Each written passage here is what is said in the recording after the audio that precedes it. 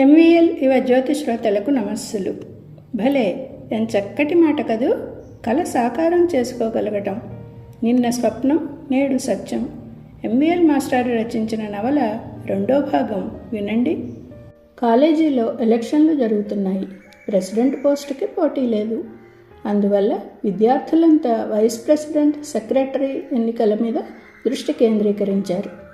Vice president పోస్ట్కి BA నుంచి రమణ పోటీ చేస్తున్నాడు. 2 రోజుల నుంచి ప్రచారం కోలాహలంగా జరుగుతోంది. విద్యార్థుల కోరికలన్నీ నెరవేరాలంటే రమణనే ఎన్నుకోండి.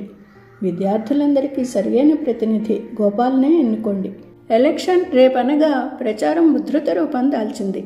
రమణకి వెయ్యండి, గోపాల్కి వెయ్యండి, ఫలానా వాణ్ణి గెలిపించండి అనటానికి బదులు వాడొట్టి వెధవ, వాడికి వెయ్యకండి, వీడు రోడ్ సైడ్ రోమియో, గోడల మీద పెద్ద పెద్ద అక్షరాలు, వీధిలో రాయించిన పోస్టర్లు, కార్టూన్లు.